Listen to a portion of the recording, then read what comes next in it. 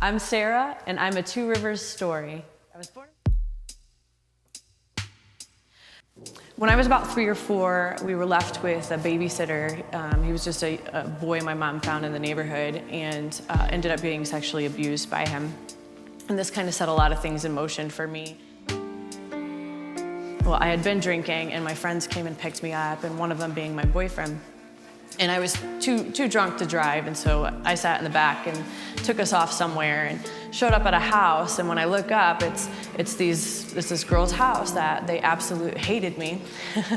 So they started pick and fight with me, and I, in my inebriated state, thought I could take them all on, and I jumped out and to defend my honor, and ended up just getting beat up. Like, I remember just pounding my face, and everybody was standing there watching.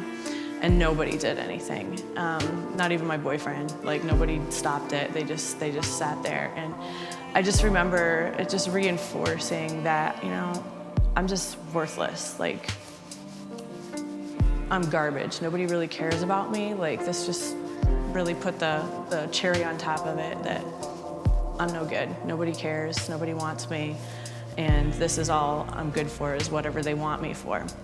I ended up meeting this guy. We were at an underage club in town, and I remember him being very charismatic, and everybody liked him, and he was just intriguing, but he showed me a lot of attention and showed interest in me. And so for me, I'm like, oh, good. You know, maybe somebody, you know, it felt good to be wanted, whether I liked him or not. And so I ended up getting in this relationship with him, and within a month, ended up getting pregnant. Overwhelming part for me, because once we got to that point, the depression was so heavy for me. I struggled so much. Like, I had a way out. I was going to commit suicide, and then here now I have a baby, and I couldn't take the life of my child. I could take my life, but I just couldn't take the life of my child. I remember having breakdowns, and I'd be laying on the floor in the bathroom just crying, and it took everything in me to get up and be normal and do life. I just felt trapped. I felt worthless. I felt nobody's gonna want me now. I have no options. So at this time, it was just a really low, broken point for me. So here I am in this relationship with this abusive guy, and he was getting more and more physically abusive and just emotionally abusive. He was always comparing me to other girls, like I just wasn't good enough, and just reinforcing all of that junk that I already had in my life. And I just remember when I had my son, like, he was the most beautiful thing, and I think God knew, like, if I hadn't had him, there's no way I would have made it. I know I would have taken my life. I would have been done. Like, I was at that point.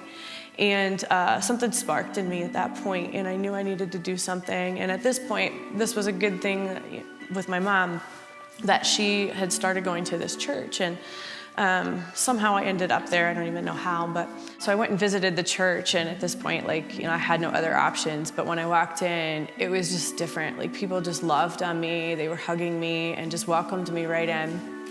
And I even had one lady came up to me, and she said, "We've been praying for you. I have your picture on my fridge." And I just remember, I'm like, wow, she cares about me that much. And I responded to Salvation Call pretty much every week and spent like months at the altar just to make sure.